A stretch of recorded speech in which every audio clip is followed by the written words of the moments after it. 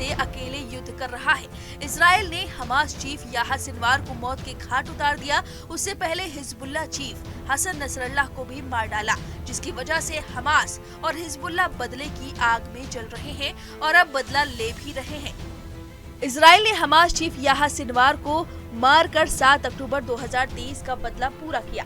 Sinwar उस वक्त Israeli हमले का मास्टरमाइंड बताया जा रहा था, जिसके बाद इजराइल ने कहा कि अगर हमास और हिजबुल्लाह इजरायली बंधकों को वापस भेज देता है तो इजराइल इस युद्ध पर विराम लगा सकता है।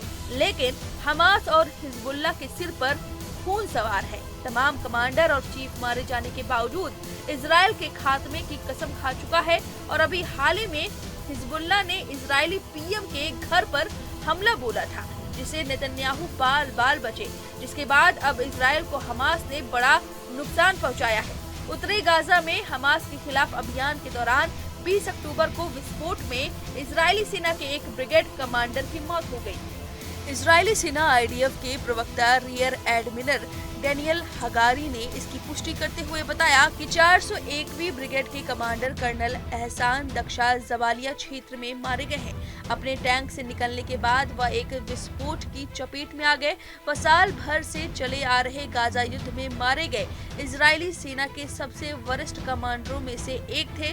41 साल के दक्षा इजराइल के द्रुज समुदाय के सदस्य थे और उन्हें 4 महीने पहले ब्रिगेड कमांडर नियुक्त किया गया था। उनकी ब्रिगेड जबालिया में एक अभियान का नेतृत्व कर रही थी।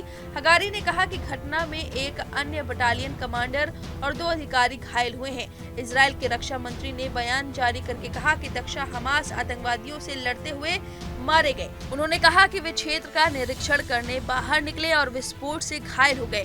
इजरायली सेना ने 6 अक्टूबर को जबालिया और उत्तरी गाजा के अन्य हिस्सों में जमीनी और हवाई हमला शुरू किया था। सेना का कहना है कि उसका उद्देश्य हमास के आतंकवादियों को फिर से संगठित होने से रोकना है। हमास द्वारा संचालित क्षेत्र की नागरिक सुरक्षा एजेंसी ने कहा कि 2 सप्ताह से जारी हमले में 400 से अधिक लोग मारे गए हैं। कर्नल दक्षा को 2006 में लेबनान के हिजबुल्लाह के खिलाफ युद्ध में घायल सैनिकों को बचाने के लिए सम्मानित किया गया था।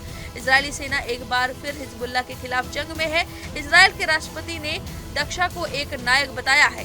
दक्षा की मौत के साथ ही 27 अक्टूबर 2023 को गाजा में जमीनी हमला शुरू करने के बाद से इजराइल के मारे गए सैन्यकर्मियों की संख्या 358 हो गई है। अब इजराइल को बड़ा झटका लगा है। देखना होगा कि बदला इजराइल कैसे लेता है। इस जानकारी पर आपकी जो भी राय है हमें कमेंट करके जरूर बताएं। न्यूज नेशन अब व्हाट्सएप पर खबरों की ताजा अपडेट के लिए न्यूज नेशन के इस QR कोड को स्कैन करें।